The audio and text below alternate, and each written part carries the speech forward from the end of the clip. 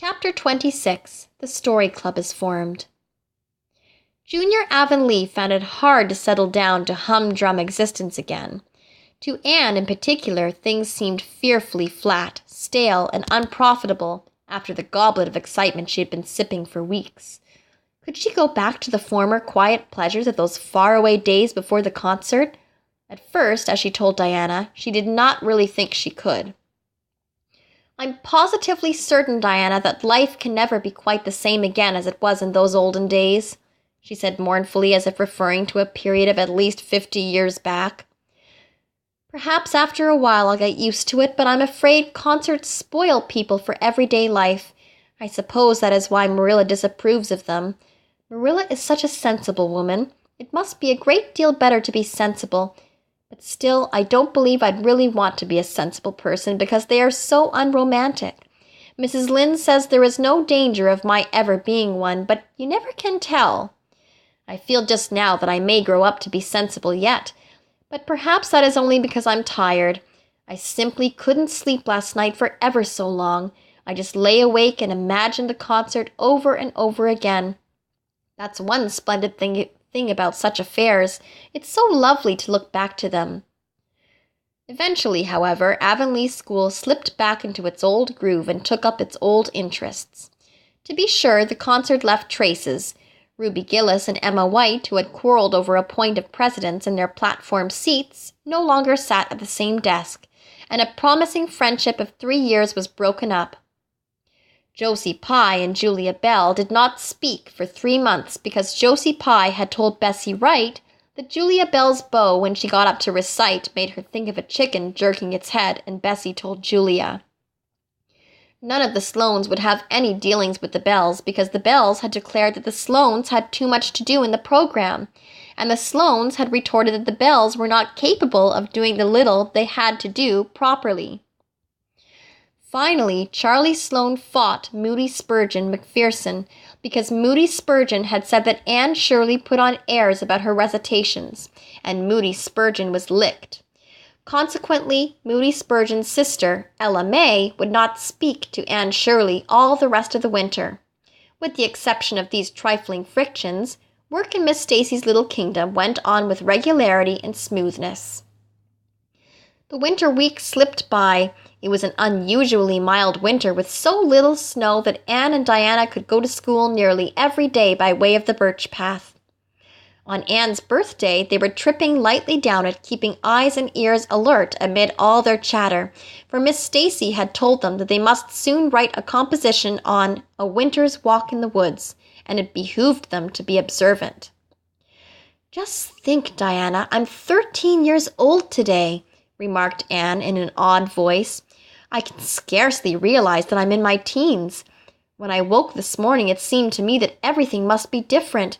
You've been 13 for a month, so I suppose it doesn't seem such a novelty to you as it does to me. It makes life seem so much more interesting. In 2 more years, I'll be really grown up. It's a great comfort to think that I'll be able to use big words then without being laughed at." "Ruby Gillis says she means to have a beau as soon as she's 15, said Diana.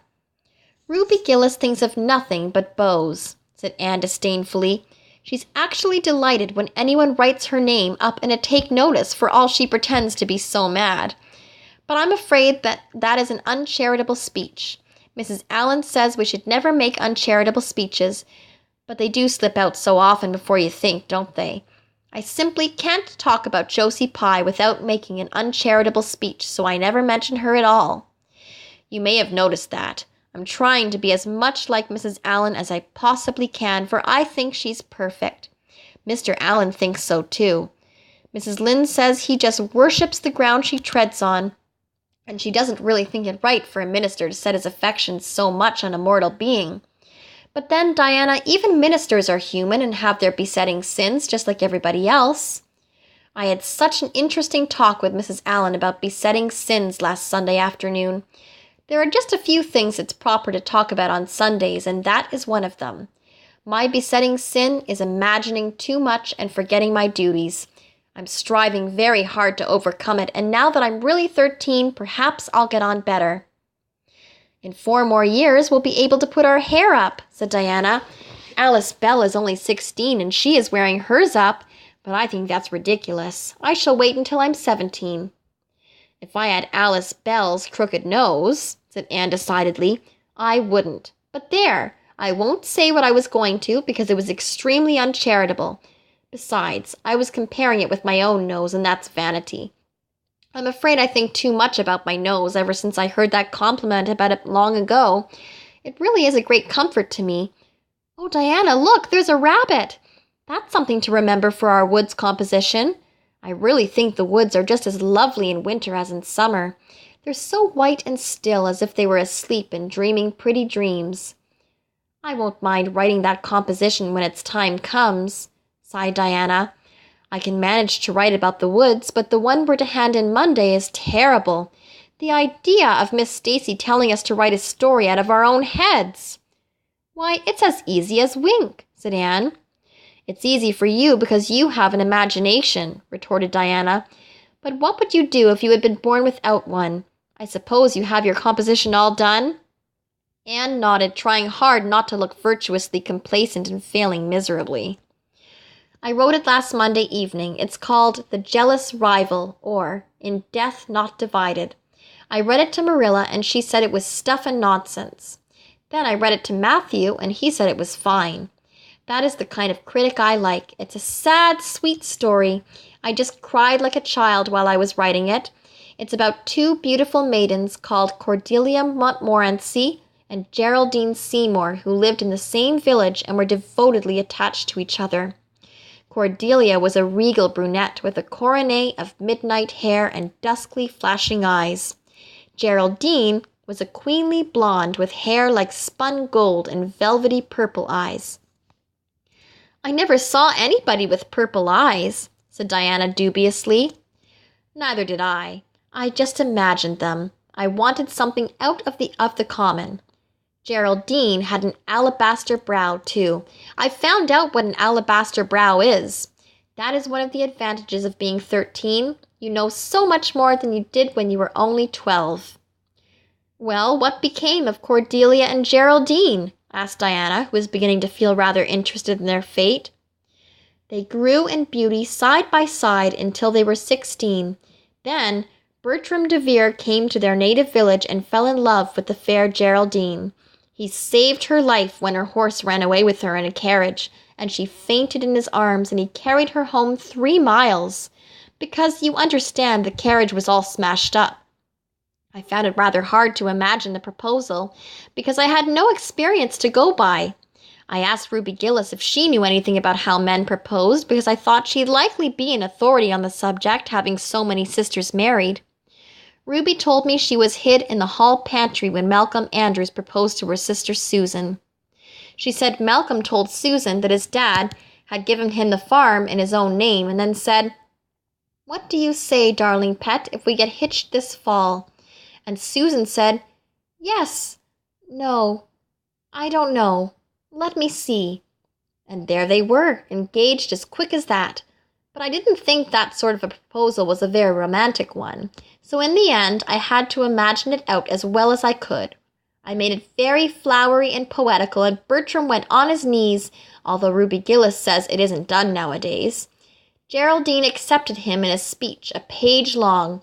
I can tell you I took a lot of trouble with that speech. I rewrote it 5 times, and I look upon it as my masterpiece. Bertram gave her a diamond ring and a ruby necklace and told her they would go to Europe for a wedding tour, for he was immensely wealthy.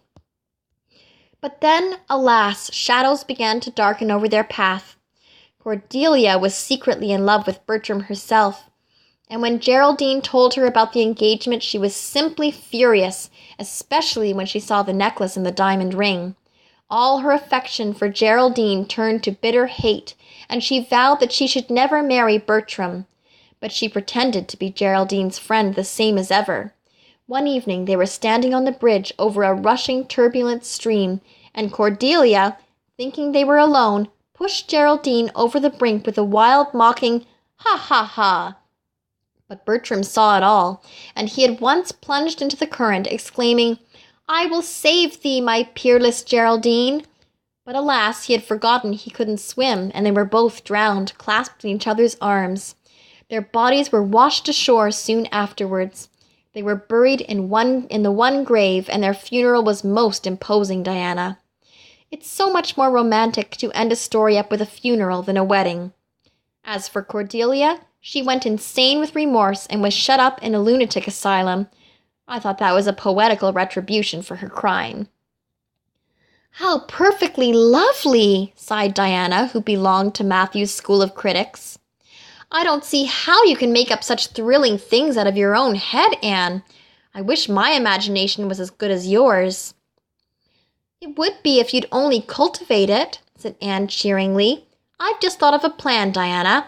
Let you and I have a story club all our own and write stories for practice. I'll help you along until you can do them by yourself. You ought to cultivate your imagination, you know. Miss Stacy says so.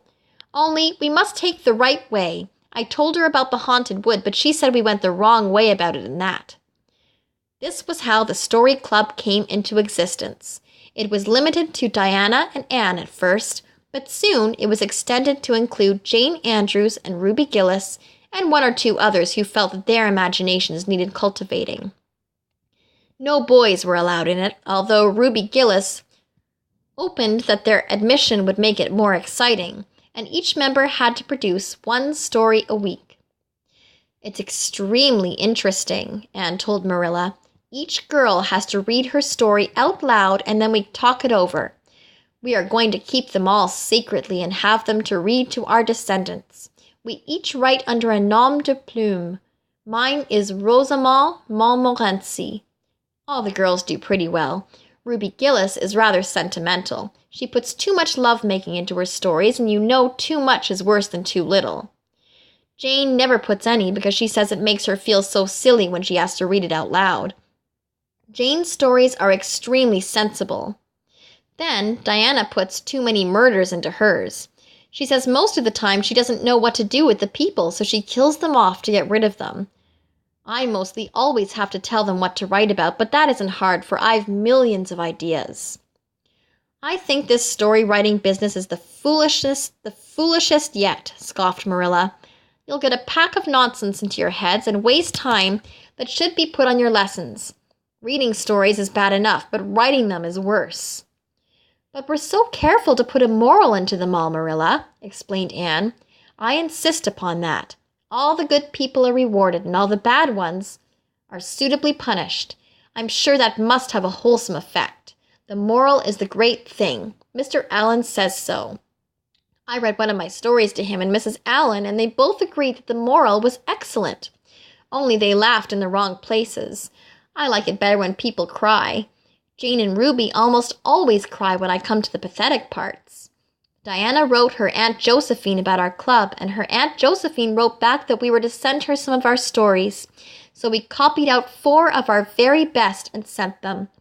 Miss Josephine Barry wrote back that she had never read anything so amusing in her life. That kind of puzzled us because the stories were all very pathetic and almost everybody died. But I'm glad Miss Barry liked them. It shows our club is doing some good in the world. Mrs. Allen says that ought to be our object in everything. I do really try to make it my object, but I forget so often when I'm having fun. I hope I shall be a little like Mrs. Allen when I grow up. Do you think there is any prospect of it, Marilla? I shouldn't say there was a great deal, was Marilla's encouraging answer. I'm sure Mrs. Allen was never such a silly, forgetful little girl as you are. No, but she wasn't always so good as she is now either, said Anne seriously. She told me so herself. That is, she said she was a dreadful mischief when she was a girl and was always getting into scrapes. I felt so encouraged when I heard that. Is it very wicked of me, Marilla, to feel encouraged when I hear that other people have been bad and mischievous? Mrs. Lynde says it is. Mrs. Lynde says she always feels shocked when she hears of anyone ever having been naughty, no matter how small they were. Mrs. Lynde says she once heard a minister confess that when he was a boy, he stole a strawberry tart out of his aunt's pantry, and she never had any respect for that minister again. Now, I wouldn't have felt that way. I'd have thought that it was real noble of him to confess it, and I'd have thought what an encouraging thing it would be for small boys nowadays who do naughty things and are sorry for them, to know that perhaps they may grow up to be ministers in spite of it. That's how I'd feel, Marilla. "The way I feel at present, Anne," said Marilla, "is that it's high time you had those dishes washed. You've taken half an hour longer than you should with all your chattering. Learn to work first and talk afterwards."